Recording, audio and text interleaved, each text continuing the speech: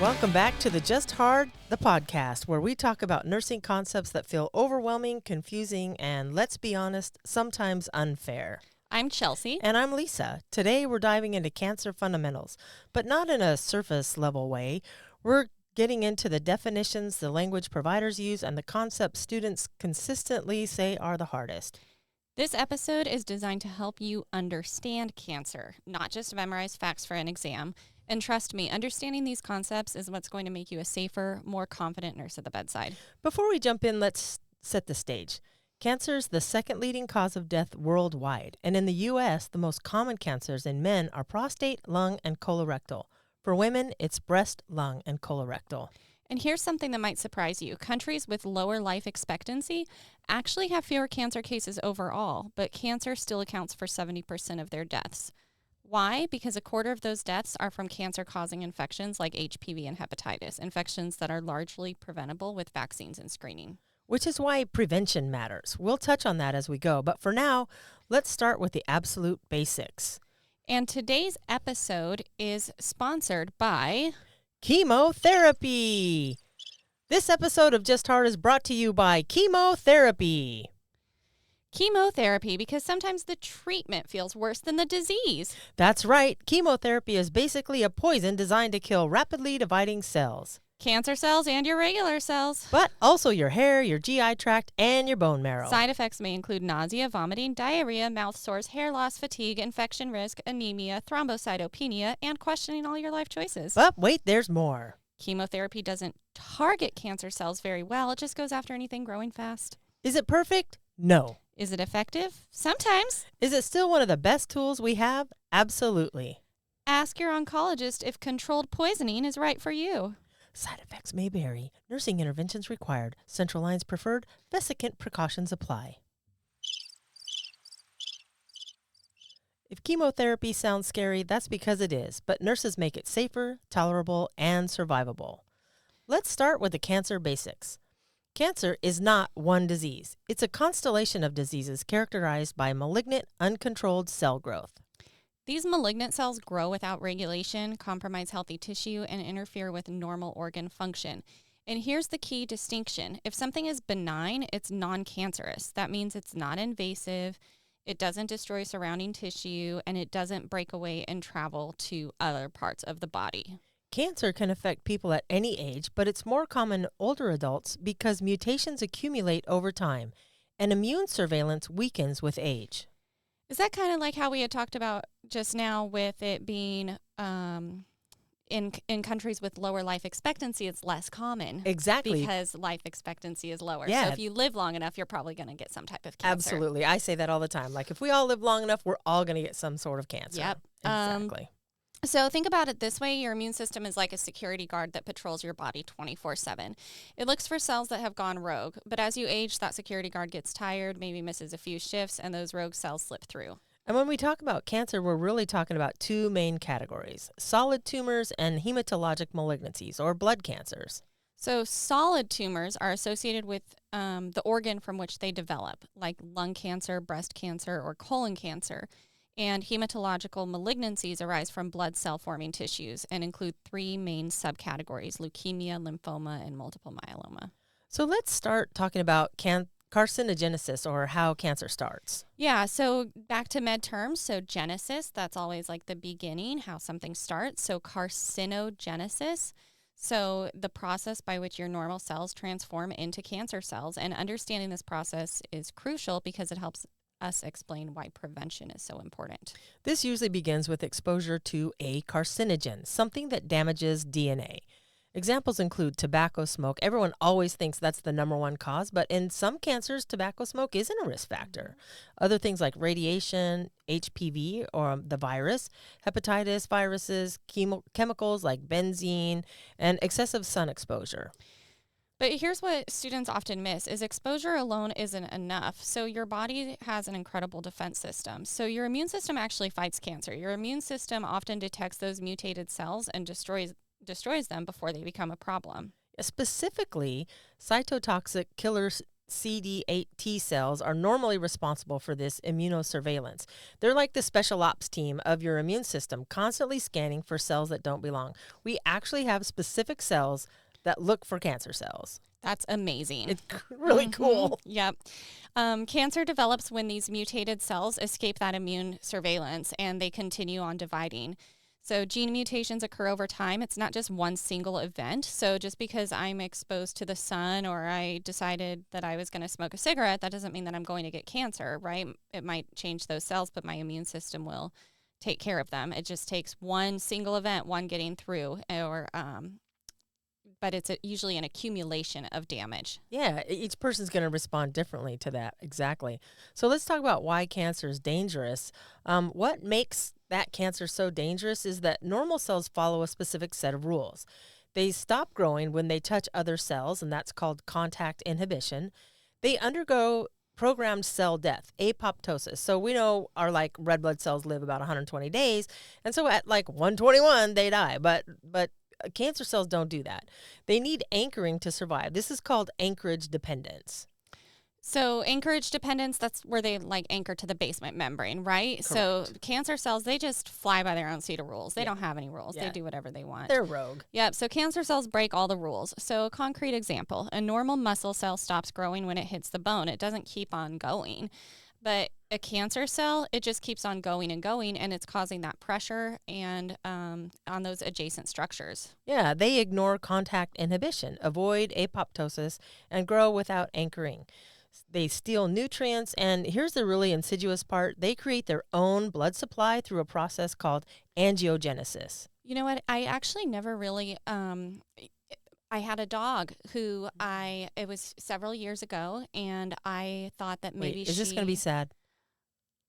I'll make it just very factual. Okay, because I won't be crying on the podcast. Yeah, no, it's okay. Okay, so, thanks. but it will help the students remember, I think, because I thought that maybe she was going into congestive heart failure.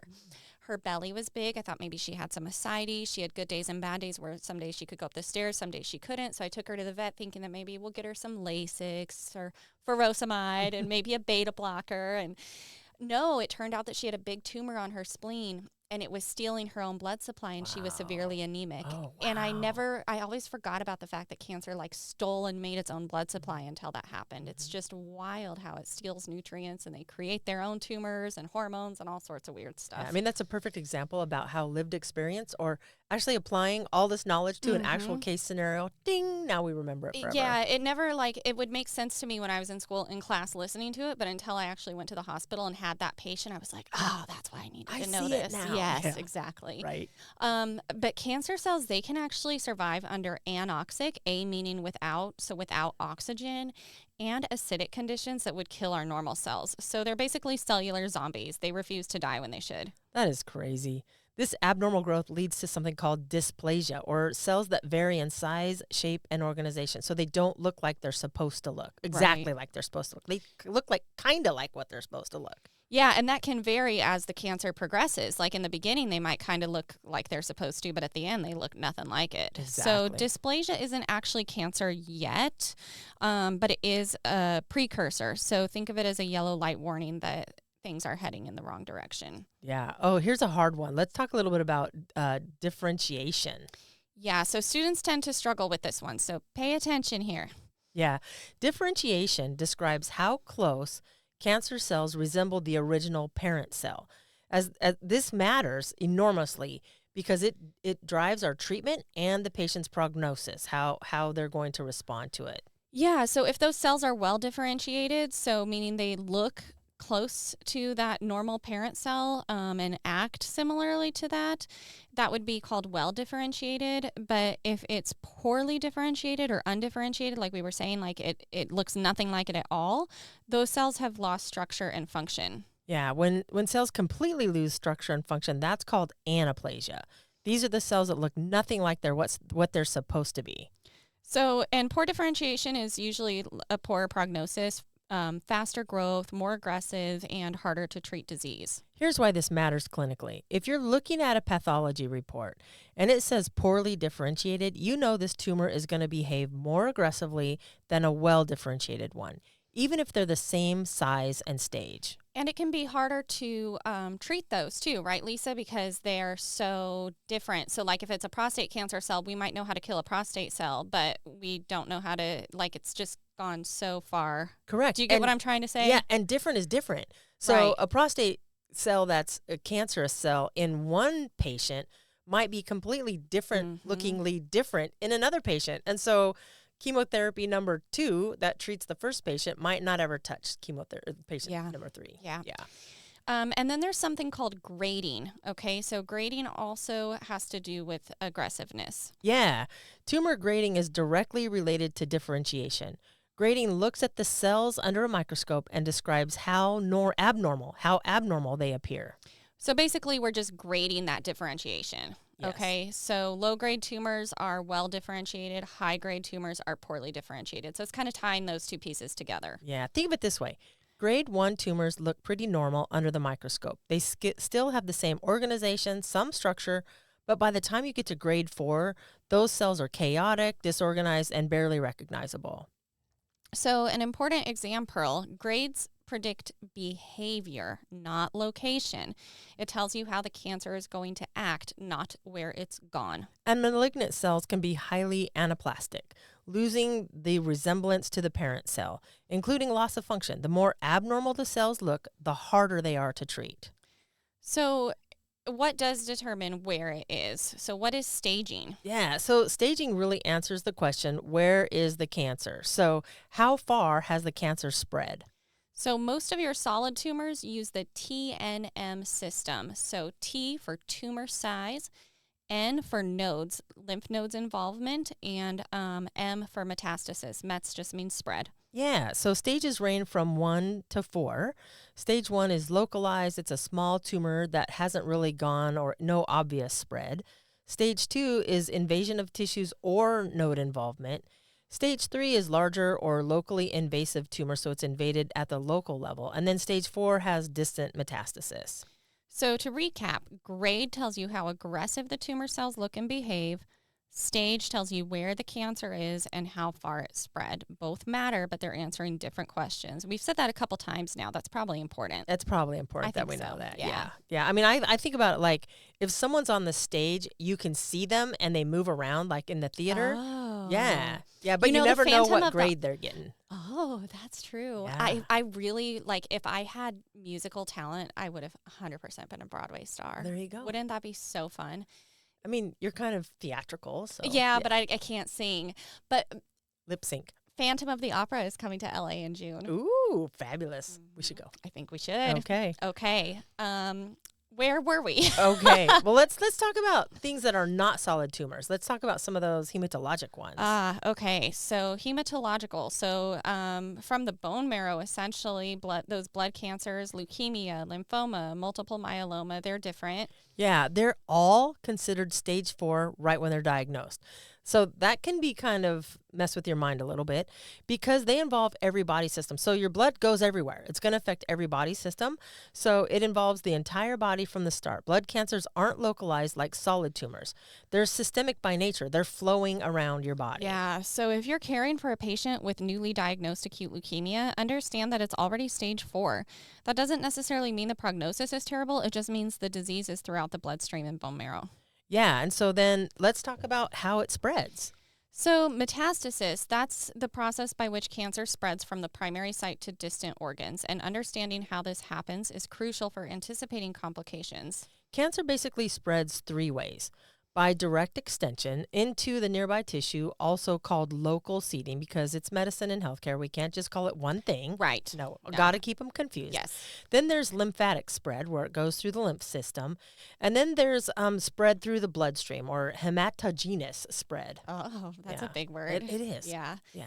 The lymphatic spread, I always associated that in my mind as like Super Mario hopping in one of the pipes and coming up somewhere else. I love it. Yeah, and Yeah. think of it as a pipe because your lymph system is basically your sewer system. Gets Yeah. rid of all the trash. Yep. Yeah. So many cancers spread in a predictable pattern. So and I always kind of think those nearby structures, that helps me remember it, but the pattern can be predictable. So colon cancer often mets to the liver, prostate cancer might go to the bone, and it's just because of how the blood and lymph flow through the body. Yeah, let's break down each method. So, local seeding happens when cancer cells shed into the area around the primary tumor. These cancerous tumors aren't compact, they crumble and then they break off easily. So, they like to spread, and so they're not like really cliquish. They detach those detached cells, they go and they implant and grow somewhere else in the same cavity. Assholes. I know it. Cancer cells also produce enzymes that break down the extracellular matrix so they can detach, migrate, and implant on those nearby surfaces, which could already be weak from a lack of blood supply and pressure from the tumor. So think about your patient, like we turn them in bed every couple hours so that they don't get those pressure sores. Well, those tumors can cause those same pressure type injuries internally. Yeah, at the tissue level for sure. Yeah. Then there's lymphatic spread. That happens when cancer cells use the lymph channels, your little Super Mario tunnels, Yes. that serve the organ where the cancer originated. So once in a lymph node, the cancer can be destroyed by the immune system, grow into a mass, or remain dormant. Or they could spread to more distant nodes or even spread through the bloodstream. And then there's hematogenous spread. Big word again. Yep, cancer cells migrating into the venous system that drains where the organ drains the organ where the cancer originated. So an example would be colon cancer. Yeah, a cancer cell detaches from the primary tumor where it started, enters the venous system, drains the colon, specifically the hepatic portal vein. So if you remember your anatomy and physiology, it gets transported to the liver, which is the first major capillary bed that it encounters, and then it implants and grows into the liver. Highly vascular, ready to take everything over. Yeah. And let's, I don't know that we mentioned that yet. So the primary tumor that's how we know when we do our biopsy that, so if we do biopsy the lung and that lung tumor has prostate properties, that's how we know that the cancer originated in the prostate. Yeah, so even if we're drawing the biopsy from the lung, if we see prostate cells. Yeah. So the lung would be your secondary tumor in that case. So your primary tumor is where the cancer originated. So that's how we know when your patient comes in and they're like, I have colon cancer with mets to the lung, liver, bone. We know because the secondary tumors in the lung, liver, and bone had colon properties. Perfect. Okay, so only 1 in about 1,000 cancer cells can escape the immune system, but that one escapee can invade those walls, enter circulation, and potentially spread to distant sites. Yeah, and here's something crucial to remember. Metastatic tumors retain the identity of the original cancer, just like we talked about. So if the colon cancer spreads to the liver, it's still colon cancer, not liver cancer. We call it secondary or metastasis, but we have to realize too that a person can have 2 different types of cancer at the same time. Yes. Yes. Oh, try trading that. Exactly. That's why biopsy matters. So we could just assume that it's a metastatic site, but it might not respond to the specific chemotherapy that we need. So you really have to biopsy multiple points. Yeah. That's the radiology nurse in me. That's good. Yep. Mm-hmm. Yeah. All right. That was a lot. I think that we should have a quick commercial break. Okay, this episode of Just Heart is brought to you by chemotherapy. We already had this commercial break. We'll have it again. Let's do it. Chemotherapy is basically a poison designed to kill rapidly dividing cells, including cancer cells. But also your hair, your GI tract, and your bone marrow. Side effects may include nausea, vomiting, diarrhea, mouth sores, hair loss, fatigue, infection risk, anemia, thrombocytopenia, and questioning all of your life choices. But wait, there's more. Chemotherapy doesn't target cancer cells very well. It just goes after anything growing fast. Is it perfect? No. Is it effective? Sometimes. Is it still one of the best tools we have? Absolutely. But ask your oncologist if controlled poisoning is right for you. Side effects may include nursing interventions required, central lines preferred, vesicant precautions apply. Chemotherapy, actually surgery is mostly the frontline treatment, right? If we can go in and get the tumor out, that's great. Absolutely. But what if it's in your blood? How do you surgicize that? So chemotherapy, rapidly dividing cells. That's why it kills all those other normal rapidly dividing cells and we lose our hair. So that's pretty important since we had that commercial twice, I would say. Yeah, I know it. Sometimes it makes more sense when you see this commercial the second time. That's true. I think, how many times do they want you to see a commercial before you buy something? Is it 3 times? I don't know. It 4? depends on I how don't know. good the We should look commercial that up. is. And the Taco Bell commercials get me pretty easily. Like Yo late quiero. at night. Yeah, when the nachos come on, I'm like, Grubhub. Yeah. That's You're perfect. like, let's go. That one only takes one. Get in my mouth, right? See, if they had smell-o-vision, then we'd be like, Oh, yeah, I'd doomed. never leave my house. Uh-huh. Yeah, that's for sure. Okay, let's talk a little bit about oncologic emergencies. So this is a high yield for exams and in real life. So as nurses, we're constantly anticipating what could happen with our patient. And Always. do we see it when it's happening? So these are acute, life-threatening complications of cancer or the treatment of cancer. So it's not just related to the cancer.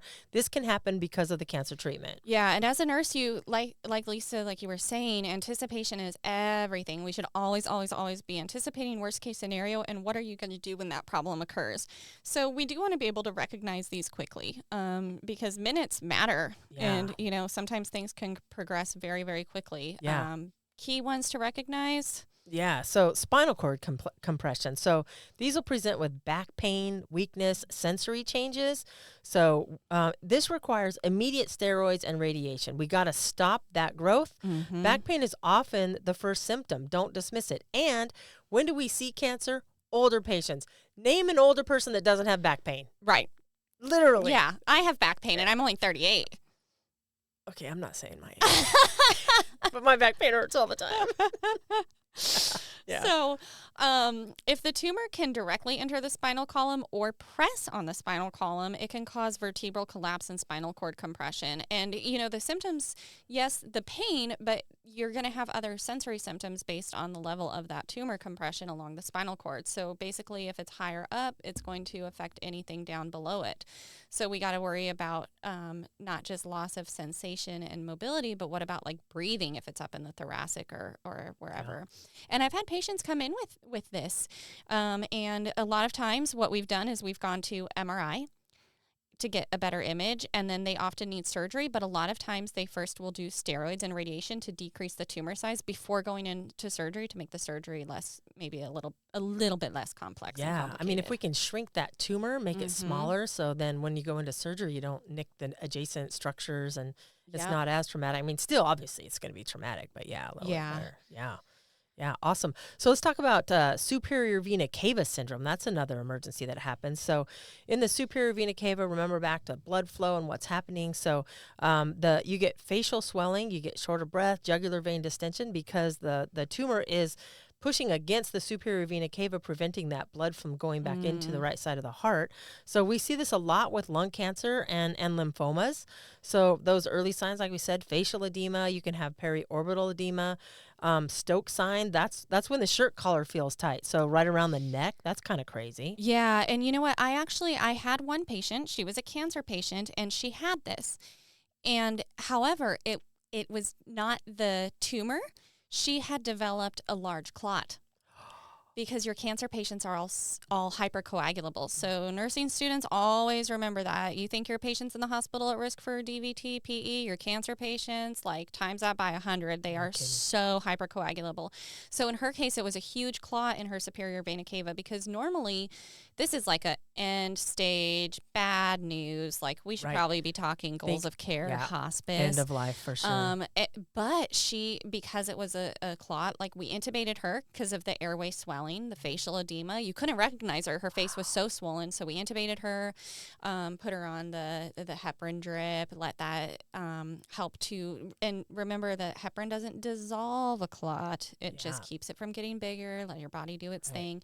And ultimately we were able to actually extubate her, and she was up in a chair and she got downgraded. That's awesome. Yeah, but typically nursing students, this is like a bad, and that was because hers was related to the clot. When it's related to these aggressive tumors, it's just not good. And some later signs, so swelling that extends into the arms, she had that.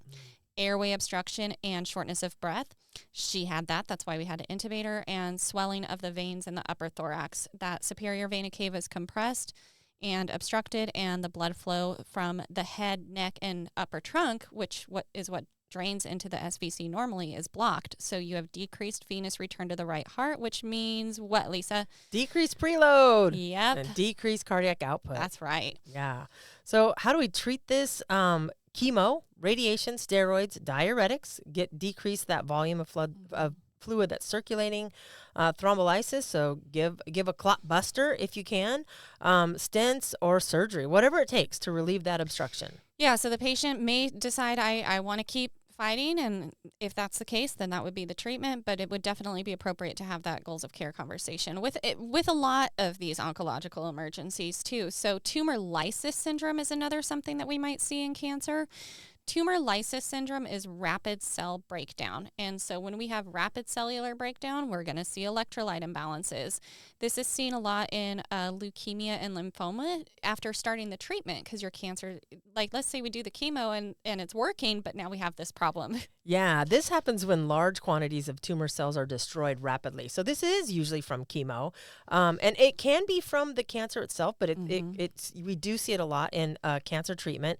The intracellular contents are released into the bloodstream faster than the body can clear them. So we're created in such a way that our kidneys and liver can filter that stuff out, but it comes in so fast. So the patients end up with hyperkalemia, hyperphosphatemia, hyperuricemia, and they get in renal impairment. So it affects their kidneys because all these electrolytes, the little kidneys can't keep up with it. Yep, the patient might need hemodialysis or CRRT. That's you. That's me. I love CRRT. So CRRT is continuous renal replacement therapy, and we do it in the ICU. And basically, it's a very, very slow, gentle hemodialysis for your patients that can't tolerate that larger fluid shift. It mimics the natural kidney more closely. So that's basically a hemodialysis that's done for patients that are hemodynamically unstable in the intensive care unit. So we need to help take care of those underlying electrolyte abnormalities while support their kidney function. Yeah. So other problems with tumor lysis syndrome that can happen is hypercalcemia. So it's often associated with bone cancers or tumors that produce parathyroid-like structures. So this isn't always from tumor lysis, but it can just be from cancer itself. Other emergencies that happen with cancer, bowel obstruction. So if a tumor is in or compressing the GI tract, patients will get a bowel obstruction. They can get a pericardial or a pleural effusion. Effusion is just where we have fluid that is being drawn towards the cancer. And so then the fluid is outside of the lung or outside of the heart. And we shouldn't have fluid out there. The fluid should be inside those areas that are created to be holding that fluid. So cancer, they pull fluid towards them. I don't know.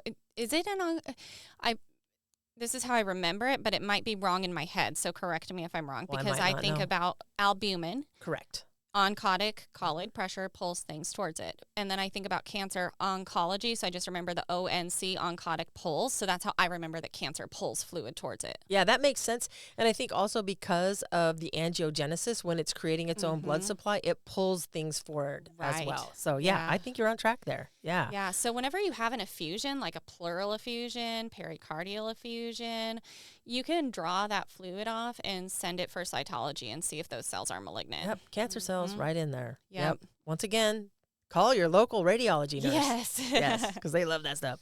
Yeah, SIADH is the syndrome of inappropriate antidiuretic hormone. And so fluid imbalance is what happens as a result of that. And then leukostasis is another emergency that happens in cancer and cancer treatment. So we have excessive immature white cells, and they cause capillary sludging. So we're the body is like, what is happening? Trying to release white cells to go fight off whatever invader is coming in. And then we get sludging at the capillary bed, which affects blood flow. Right. So, and it affects oxygenation. It affects the movement across that capillary bed membrane. So I would anticipate that my patient's skin might look a little bit mottled. With that, kind of like with sepsis, where there's an issue with oxygen extraction from one reason or another. So yeah, they would probably look a little bit mottled. Yeah, exactly. Yep. So lots and lots of things. Depending on what's going on. So we can do a whole episode on this, but the key takeaway is know the signs of these oncological emergencies, anticipate them potentially occurring, and be prepared to intervene. Yeah. Okay. So let's talk about some nursing takeaways. So whether you're a nurse working currently in the field and you happen to stumble across our amazing podcast, or you're a nursing student, or you're even thinking about being a nursing student, or you just want to be as smart as a nurse, you never will. But if you, that was mean. That was mean.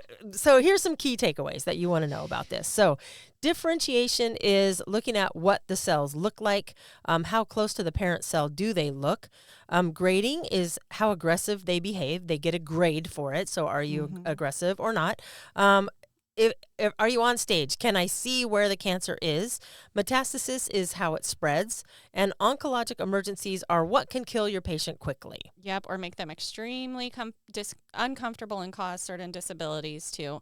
And then remember the warning signs. We use the mnemonic. It used to just be caution. Now it's caution us. Yes. So C, change in bowel or bladder habits. A is a sore that doesn't heal. U, unusual bleeding or discharge. Bleeding is a big sign of cancers. T, thickening or lump in breast or elsewhere. I, indigestion or dysphagia. O, obvious change in a wart or mole. N, nagging cough or hoarseness. And then U is unexplained anemia, and S is sudden weight loss. Yeah, whenever I have a patient come in that's lost, like they say, I've lost 60 pounds over the last 4 months. Right. That's the first Without thing that trying. pops into my head. Yep. Yeah. Right, exactly. Yeah. Those are the things, the caution us is a constitutional symptoms, or they're just kind of a conglomerate of the most common symptoms that patients notice first. And sometimes you'll see these symptoms, they might be also associated with fever, weight loss, night sweats. Those are vague. But in B-cell lymphoma specifically, they're actually a formal classification. Yeah, I think we can talk about that more in a future episode when we do we'll do the hematological cancers. Yes, yeah, that one's really difficult to wrap your head around for sure. Yeah. All right, I think it's time for a quick commercial break. All right, this episode of Just Heart is brought to you by Neutropenia.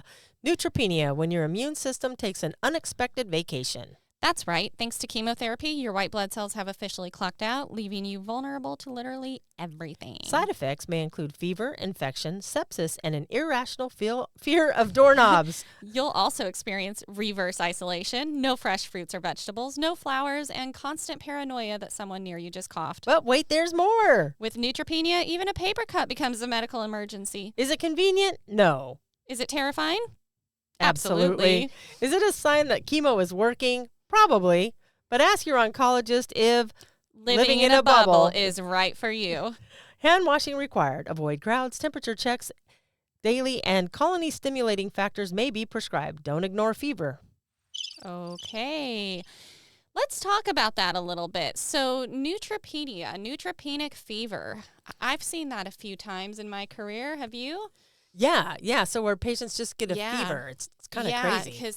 Because fever is often sometimes the only immune response they can elicit. Right. And you have to look for those neutropenic precautions. You have to look at the absolute neutrophil count, like not just the neutrophils. You want to look at that absolute neutrophil count. And I want to say it's like if it's less than 1, then we put them on neutropenic precautions. Let's talk about that for just a quick second here. Okay. So when we look at labs, you get two values. You get your neutrophil count, and then you get your absolute neutrophil count. So the difference is when you look at a test tube full of blood, the absolute neutrophil count is based on the volume that they're looking at, what the absolute number of cells are.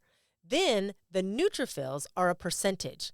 So the difference is the percentage is the typical reporting, and then the absolute is the actual number of cells that they see. Well said, Lisa. Thank you. Thank you very much. I'll be here all day. Chelsea, I think it's time for another commercial. All righty.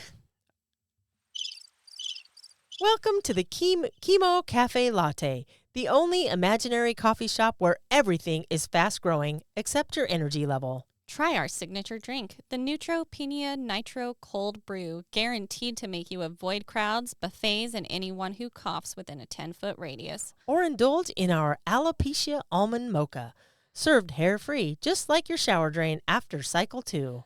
Chemo Cafe Latte, where the side effects are real, but the drinks are definitely not FDA approved. Chemo Cafe Latte. We keep it bald, bold, and bone marrow friendly.